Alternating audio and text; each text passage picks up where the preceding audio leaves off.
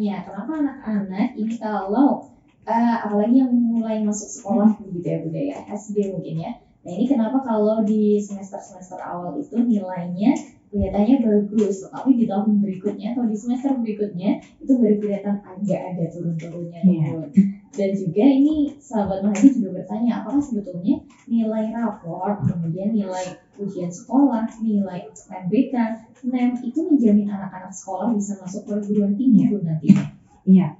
Ya terima kasih Mas Mahadi ya dari Bandung, Masya Allah yang jauh ya. Ya terima kasih sudah mendengarkan. Jadi ya mungkin ini juga sudah dievaluasi juga oleh Mas Mahadi ya. Kenapa kalau di semester awal gitu ya anak-anak itu lebih excited sehingga juga nilai-nilai belajarnya juga bagus. Tapi seiring dengan waktu kemudian di semester berikutnya ini kok banyak yang nilainya turun gitu ya. Ya memang untuk anak-anak di awal mereka sekolah memang mereka punya orientasi bertemu misalnya contoh ya anak-anak kelas 1 saja misalnya ya atau anak-anak kelas 1 SMP gitu ya mereka kan akan punya bayangan ketika sekolah itu pasti akan bertemu dengan misalnya orang-orang yang baru, lingkungan yang baru, kemudian hal-hal yang baru yang mungkin membuat mereka lebih termotivasi untuk sekolah dan yang mereka dapatkan adalah sesuatu yang baru mereka diajari oleh orang lain atau guru drama ini mereka kan baru pertama kali mendapatkannya dan anak-anak yang mungkin belum pernah gitu ya dia akan semakin tertantang untuk mengetahuinya lebih banyak misalnya contoh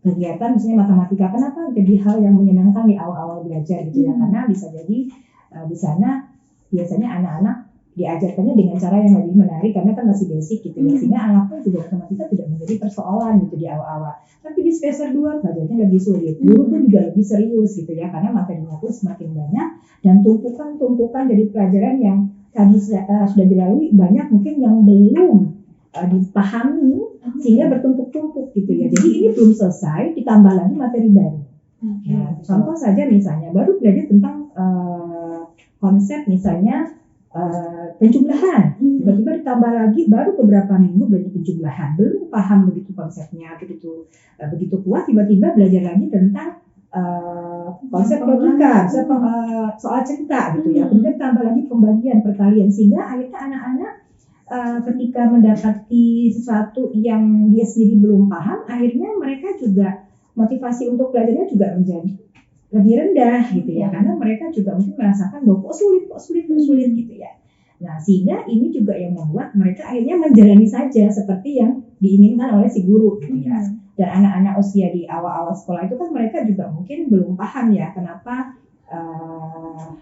ada perubahan yang begitu cepat ya. Nah sehingga kecuali kalau misalnya anak SMP mereka sudah mulai paham ya kemudian mereka juga mencari cara misalnya mungkin dengan kerja kelompok gitu ya atau mungkin juga mereka menginginkan misalnya si guru untuk menjelaskan kembali biasanya mereka suka yang saya tahu ya anak SMP itu kan kadang-kadang mereka juga terbiasa untuk menyampaikan secara langsung kepada orang lain ya karena mereka anak-anak yang ekspresif bisa di awal-awal remaja mereka akan mencari si guru kemudian bertanya langsung tapi kalau untuk anak-anak yang masih usia sekolah dasar mereka biasanya kalau tidak kita yang mengingatkan atau orang tua yang memberikan pendampingan memang mereka biasanya juga tidak tahu bahwa mereka ternyata juga belum paham materi itu nah inilah yang membuat mereka di semester 2 karena tadi materi yang menumpuk dan terlalu cepat jarak penyampaiannya ini juga mengakibatkan mereka juga mengikuti saja apa yang dilalui oleh mereka seperti itu ya nah kemudian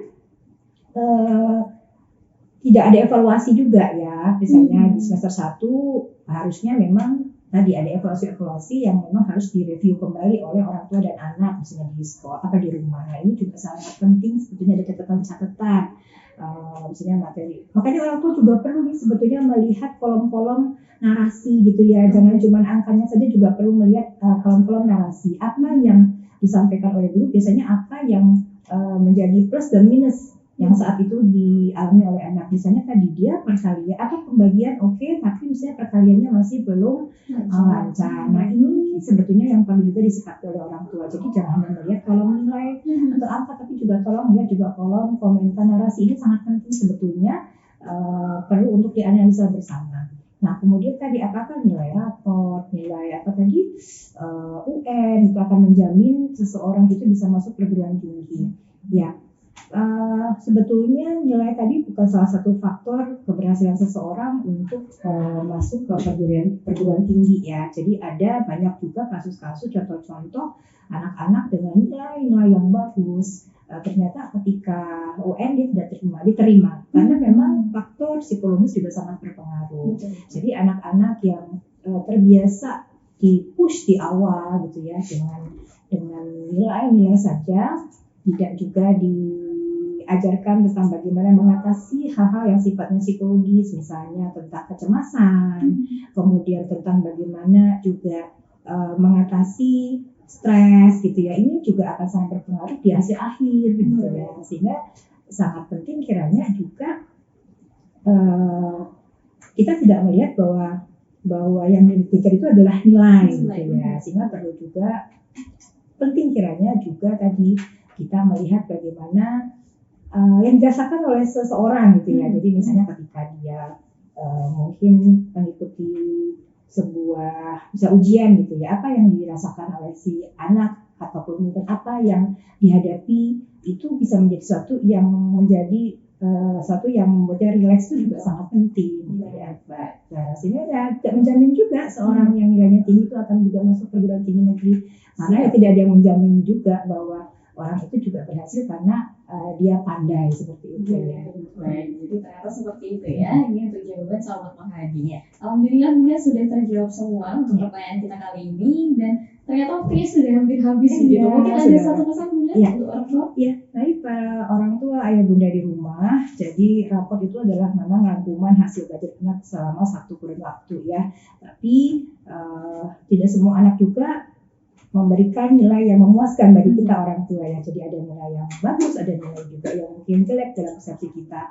Namun yakinlah bahwa anak-anak ini masih dalam proses berkembang dalam pengalaman belajarnya, sehingga kita sebagai orang tua yang paling penting adalah bagaimana mendampingi mereka, berusaha untuk memotivasi mereka, mencari cara untuk bisa menaikkan strategi belajar mereka sehingga nantinya mereka akan menjadi anak-anak yang tangguh dan bisa berkembang segala potensi yang dimilikinya. Siap, baik.